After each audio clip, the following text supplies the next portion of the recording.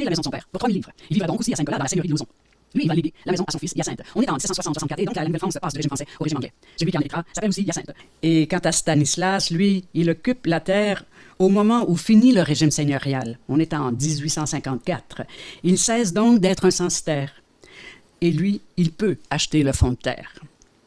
Alphonse et Gédéon. C'est à eux qu'on doit la maison actuelle. Il y a des actes notariés de l'époque qui révèlent un emprunt en 1895 d'un bon 600 piastres à remettre dans les 3 ans. Quant à Gérard, son père meurt, il n'a que 20 ans. Il en héritera plus tard de sa mère avec qui il est resté pour s'occuper de la ferme. Il n'y a pas eu de descendant, lui, et il vendra à Annie et Patrick. La première fois que je suis venue ici, c'était avec ma mère. Ce qui m'a motivée, c'était que c'était la maison ancestrale des Fréchettes. Une vieille maison avec beaucoup de cachets, beaucoup de potentiel, mais qui nécessitait encore beaucoup d'amour. Moi, de mon côté, tout le monde me dit « jette-tu à la terre », mais la maison a quand même une valeur patrimoniale, c'est la maison ancestrale des Fréchettes. Il fallait refaire des murs. C'est pour ça qu'on avait fait la maison planche par planche. Puis il fallait faire l'isolation aussi, les fenêtres, tout ça, donc on a tout défait. Comme tu dis, planche par planche, même les planches du plafond, on les a toutes défaites pour pouvoir les récupérer. Puis après ça, on les cordait pour pouvoir les garder puis les conserver, pour pouvoir refaire des murs doubles. On a récupéré toutes les portes qui étaient dans la maison. Et puis, maman, elle les a décapées à peu près toutes. Peut-être 10, 12 portes qu'elle a décapées. Alors, l'escalier, on n'y a pas touché parce que c'est un escalier en rond, puis on n'était vraiment pas sûr qu'on serait capable de le refaire. Non, on était vraiment sûr qu'on ne serait pas capable de le refaire. Alors là, on a décidé de le décaper parce qu'il y avait tellement de peinture à l'huile là-dessus qu'on avait de la difficulté à revoir les planches.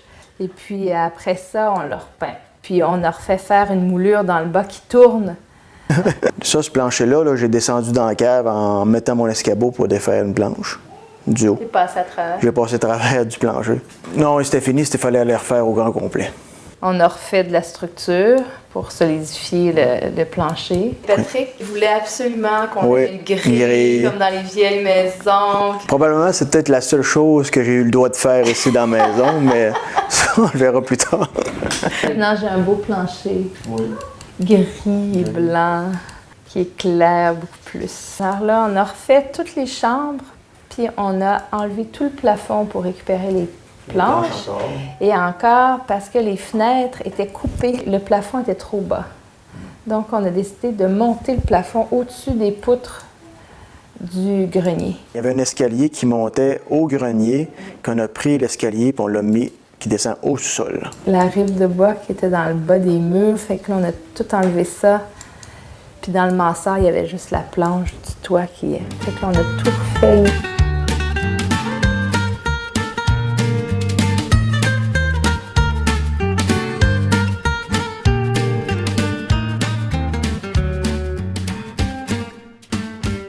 Quand on a commencé à défaire, on avait plusieurs couches. La première couche, c'était l'amiante. Après l'amiante, on avait du papier brique de couleur rouge.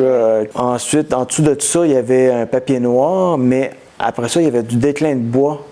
Un déclin de bois vieux, qui était vraiment beau, mais par contre, il en manquait bien des places. En dessous du déclin de bois, là, il y avait de la planche d'épinette en diagonale. Puis ensuite, il y avait le pièce sur pièce.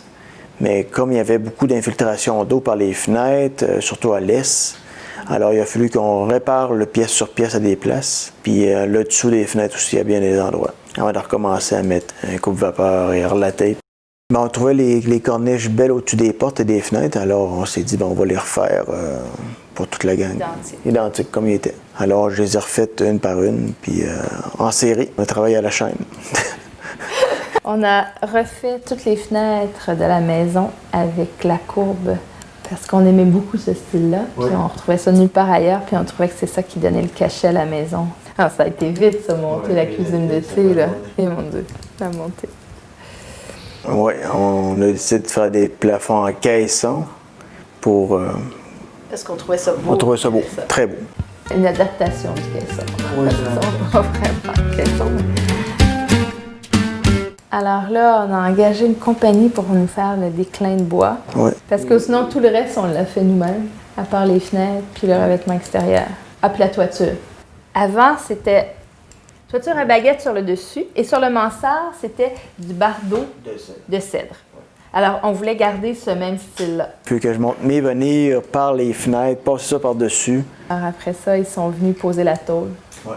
Ça a pris un mois d'installation pour refaire la toiture au complet. Donc, sur le dessus à baguette et à la canadienne sur le mansard. C'est garanti à vie, la vie de la compagnie, quoi. Ouais, c'est ça. Ah, puis la dernière étape qui s'est faite il n'y a pas longtemps, c'est les corbeaux et les planches cornières. Ça a été tout un boulot de décorer la maison par après.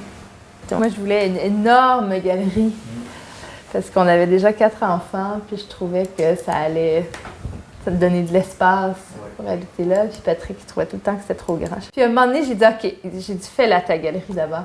Puis là, il n'en est pas dormi de la nuit. Et il dit, mon Dieu, elle a cédé, ça n'a pas d'allure. J'avais gagné sans forcer, pas normal. Là, j'étais comme trop découragée. Fait que là, le lendemain, ils disaient, non, on va la faire, ta galerie. Fait que finalement, j'ai eu ma terrasse arrière. 50 pieds par. Oui, 52 par 20 pieds. Ouais. C'est assez grand. Mais avoue que plus petit que ça, on n'aurait pas. C'est vrai. Non, on aurait regretté. Alors, on est allé à l'étable. Un gros travail de nettoyage avant de pouvoir faire quoi que ce soit avec la grange. On espérait pouvoir récupérer les fenêtres, ce qui aurait réduit les coûts. Il a fallu qu'on en fasse faire des nouvelles avec les portes que Patrick a fait.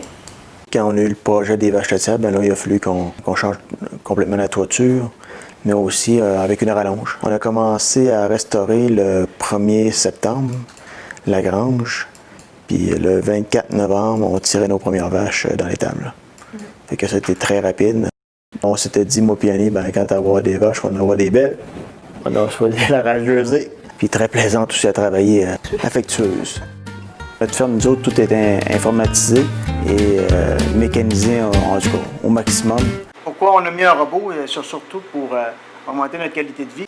Puis j'ai plus besoin beaucoup de venir travailler à la ferme. Là. Fait que ça me libère aussi là, pour être à la maison puis à mon travail. Je travaille en centre fourragère, donc je suis spécialisée en phytogénétique. Ça fait que là, je connais plus les plantes que Patrick, je connais plus les animaux, donc je peux plus gérer les dates de coupe, puis les espèces qu'on va mettre au champ, puis les mélanges qu'on va faire. C'est aussi avoir des vaches en stabilisation libre pour le bien-être animal. Parce que les vaches sont sur logettes sur sable, donc très confortables. Et les logettes ne sont pas des barres de métal. On appelle ça le green freestyle, des logettes en plastique qui sont flexibles un peu quand les vaches les poussent, mais ils se font pas mal. Alors, ils n'ont pas peur d'aller se coucher dedans, de se blesser quand ils vont se lever. Puis l'autre facteur, c'est parce que les vaches marchent aussi. J'ai 48 vaches au robot en ce moment. Vous savez, le petit rayon ici, et là, c'est connecté. Les fraîches gelées, en dans 0 et 100 jours, et 4 heures, ils ont le droit de passer pour se faire fraîche. Vous allez voir, il y a des portes qui vont s'ouvrir, puis les vaches vont être obligées de passer droit. Entre 100 jours et 200 jours, les vaches sont autorisées aux 8 heures.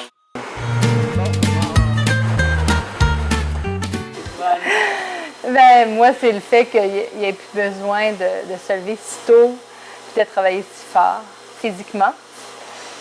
Alors ça nous permet aussi d'avoir du temps de qualité, puis de penser à voyager un peu. Puis prendre des vacances avec les enfants.